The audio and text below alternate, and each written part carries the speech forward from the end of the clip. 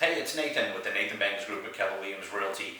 And a few months ago, we did a video with Tampa Bay Elder Law with lead attorney Linda, and we wanted to come back to you and answer some of the questions that you had and some of the topics that we discussed. And one of the main ones was about that you had brought up was if your kid turns 18, there's things that you need to do, and then all of a sudden light bulbs went off. So what I want to do is I'm going to ask the question: my kid's turning 18, and what documentation do I need, and can you help? So tell us a little bit about yourself and tell me about my 18-year-old. Oh, well, I don't know about your 18-year-old.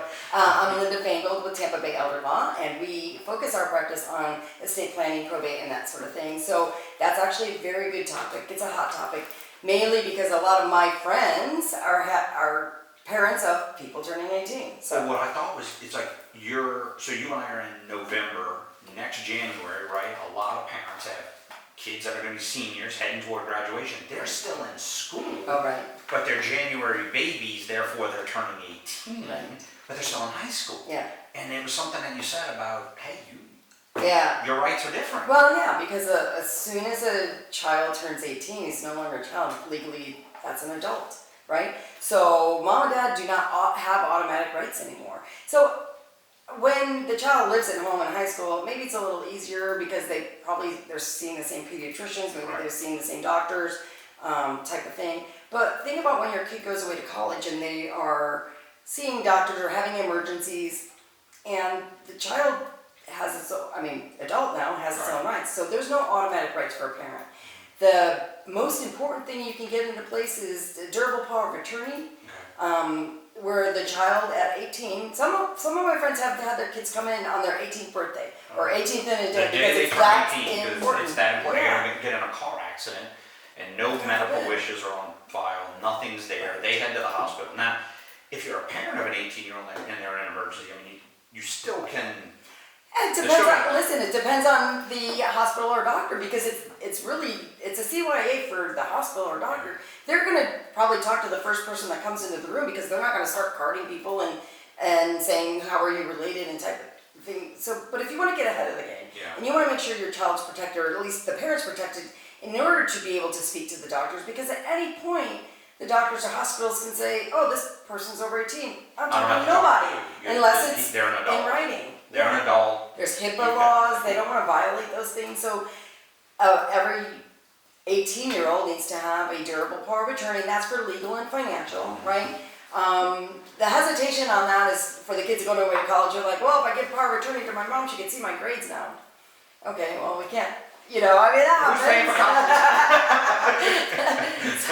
Can I get a document that says I'm paying for school, so therefore I have access to everything? Yeah, but here's the beauty of that. You sign a power of attorney, the child, let's say adult child now, signs a power of attorney for mom or dad. Mom or dad can sign for insurance paperwork, hospitals, doctors, and they're not personally on the hook for that money, right? If you're signing as an individual for your 18-year-old child, and you don't have a power of attorney, you're not signing as their agent, you're signing as you, the person. So now your bank account is on the hook for something it didn't have to be on the hook for if they have the proper documentation in place. Because I broke it, after you said it, and then I'm driving away, I broke it up into sections. January to May babies that are still in high school, so they're not treated like adults, they're treated as a high school kid, right? But then if anything happens within the high school or anything takes place, they're still they're an adult, but they're still in a child setting because of high school. Then you get that, and I'm from New Orleans, so we call it the neutral ground.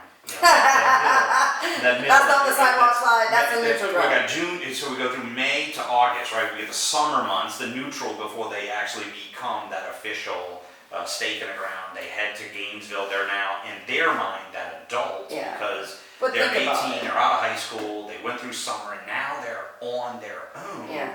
And it was something you said, and I kept thinking, what about the children that go abroad? They take a summer vacation, they go away, something happens, the power of attorney being so important back here, the parent can go help out with the passport, the paperwork, anything that's going on back in the States that they need, because they call you up and they're like, hey, I'm in Vietnam and I lost my passport. Yeah, good luck. Learn the language. Yeah. Actually, they speak pretty good English in Vietnam.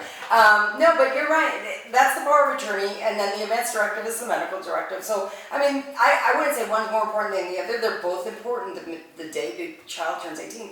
And you are breaking it down by the months that they're born, but think about your average 25-year-old, okay? They still don't have any, usually aren't married, don't have a spouse where they've done documentation.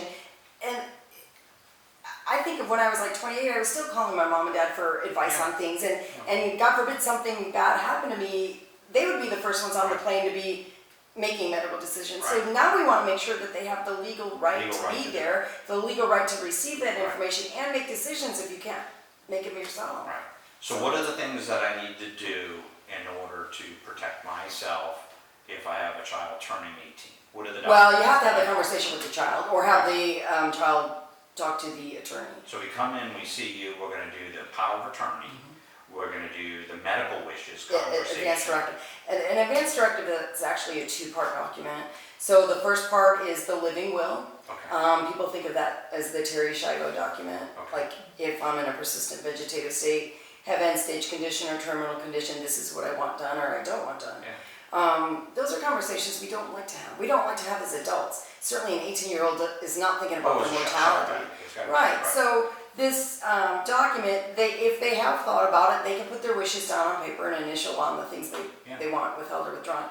But the default is, if they aren't making that decision for themselves, the second part of the document is naming their healthcare surrogate. Yeah. When you name your healthcare surrogate, the default to the document is that I'm saying if I'm not making these decisions for myself on this paper, I'm leaving it up to the healthcare surrogate, and I'm giving them all the rights and powers to make these end-of-life decisions. Right. Again, so that it's usually the parent when you have an 18-year-old, you know, so you want to make sure that they have the legal authority to be able to act.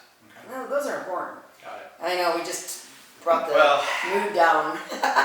So now you know, it's one of the questions that you asked me to follow up on. So if you want to get a hold of Linda, it's Tampa Bay Elder Law. I'm going to put her contact information in the comment sections. If you have any questions, I'll put her email, I'll put her phone number and her contact information.